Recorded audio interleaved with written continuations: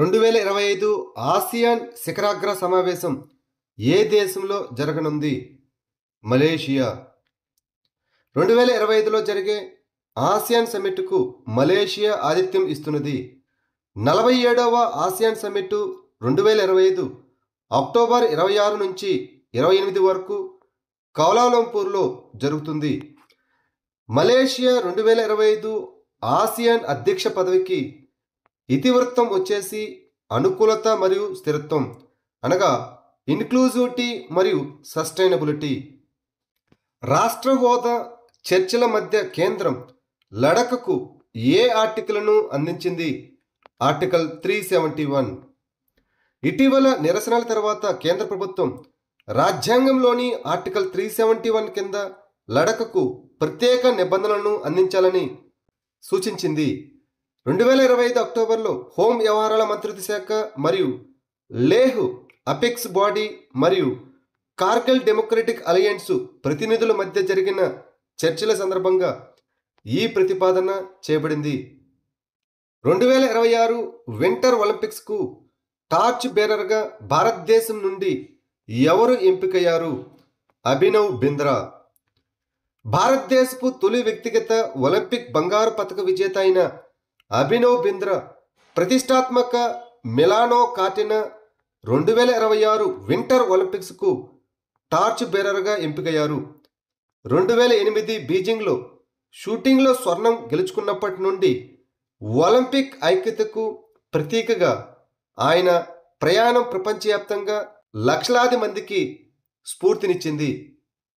October 2025లో PM JANMAN పథకం అమలుకు అత్యుత్తమ కృషికి ఏ మంత్రిత్వ శాఖ అవార్డును అందుకుంది?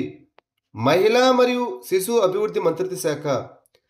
ప్రధానమంత్రి జనజాతి ఆదివాసీ న్యాయ మహా అభియాన్ అనగా పిఎం జన్మన్కు చేసిన అత్యుత్తమ కృషికి గాను మహిళా మరియు శిశు అభివృద్ధి మంత్రిత్వ శాఖ కార్యదర్శి శ్రీ అనిల్ మాలిక్ భారత రాష్ట్రపతి నుండి అవార్డును అందుకున్నారు.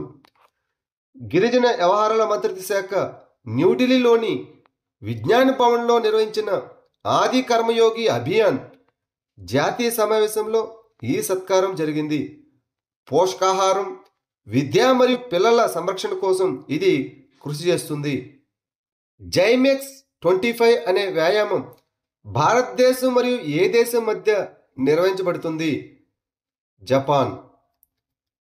కెప్టెన్ రజిత్ కుమార్ నేతృత్వంలోని INS Sahyadri Japan India maritime exercise అనగా జైమెక్స్ 2025లో పాల్గొంటున్నది. భారతదేశం మరియు జపాన్ మధ్య జైమెక్స్ 25 వ్యాయామం జరుగుతుంది. ఈ జైమెక్స్ 25 అక్టోబర్ 16 నుంచి 17 వరకు క్యుషు పశ్చిమాన జరిగింది. నీరజ్ చోప్రాకు టెరిటోరియల్ ఆర్మీలో ఏ గౌరవ హోదా లభించింది?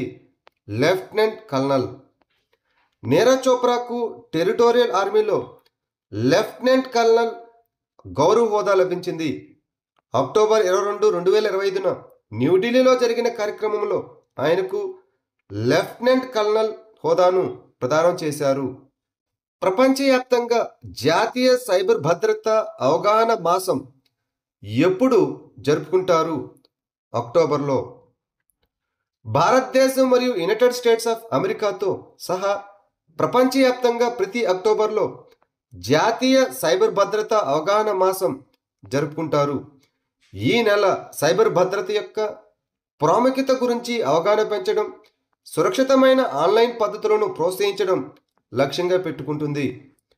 భారతదేశంలో 2025 ఇతివృత్తం వచ్చేసి సైబర్ జాగృత్ భారత్ అనగా సైబర్ సేఫ్ ఇండియా.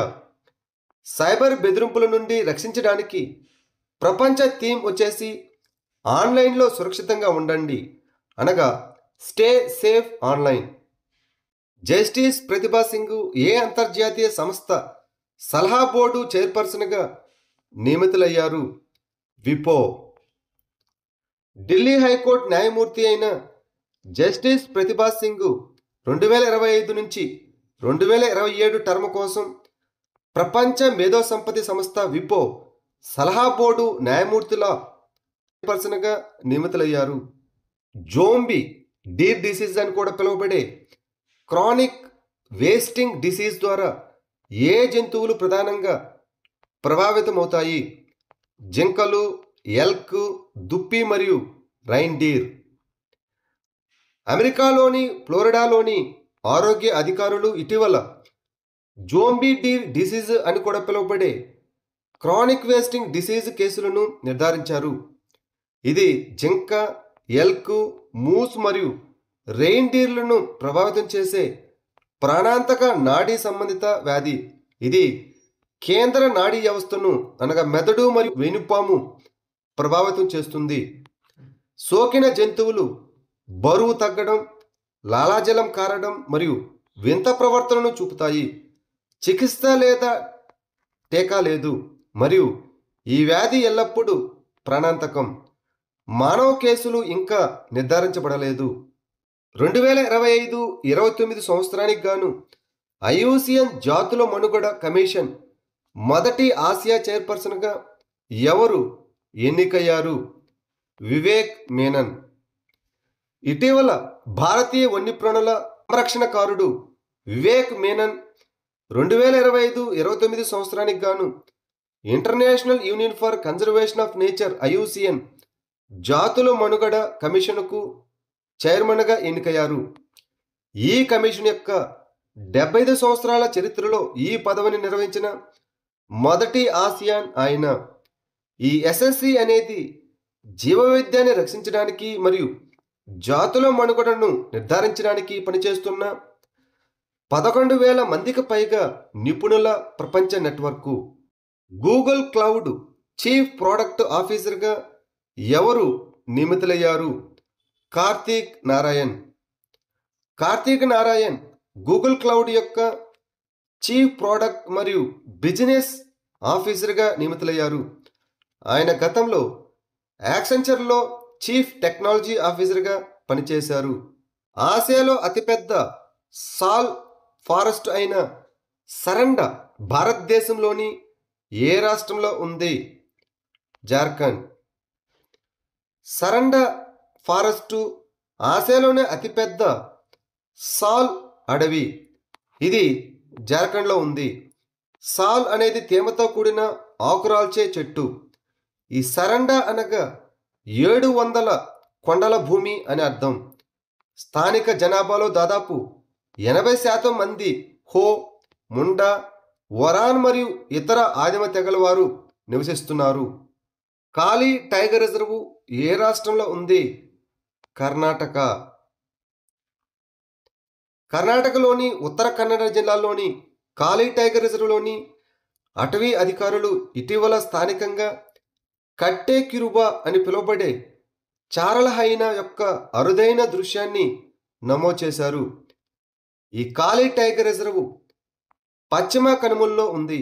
ఈ రిజర్వ్లో దండేలి వన్యప్రాణుల అభయారణ్యం మరియు అన్సీ నేషనల్ పార్కు ఉన్నాయి. కాళీ నది ఈ రిజర్వ్ గుండా ప్రవహిస్తుంది మరియు ఉత్తర కన్నడ జిల్లాకు ప్రధాన నీటి వనరుగా పనిచేస్తున్నది. Skilling for AI readiness SOAR కార్యక్రమాన్ని ఏ మంత్రిత్వ శాఖ ప్రారంభించింది? నైపుణ్యాభివృద్ధి మరియు వ్యవస్థాపకత మంత్రిత్వ శాఖ. భారతదేశం స్కిల్లింగ్ ఫర్ ఏఐ రెడీనెస్ అనగా సోర్ కార్యక్రమం ద్వారా ఏఐ సిద్ధంగా ఉందని ప్రోత్సహిస్తున్నది.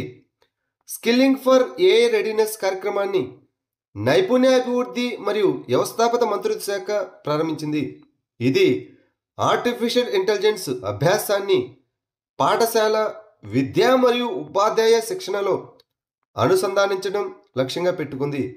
ఈ కార్యక్రమం భారతదేశం అంతటా 6 నుండి 12 తరగతి వరకు విద్యార్థులను మరియు విద్యావేత్తలను లక్ష్యంగా చేసుకుంది. సెంట్రల్ ఆసియన్ మ్యామల్స్ ఇనిషియేటివ్ ఏ కార్యక్రమంలో ప్రారంభించబడింది? COP11లో వలస జాతుల అడవి జంతువుల పరిరక్షణ సమావేశంలో.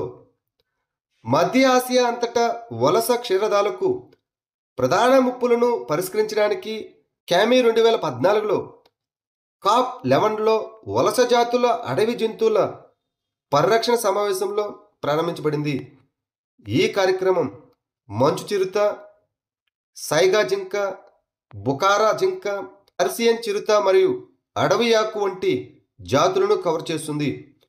ఈ క్యామీ తీర్మానం యొక్క తదుపరి నవీకరణ మార్చి 2026లో బ్రెజిల్లోని CMS COP15లో ప్రదర్శించబడుతుంది.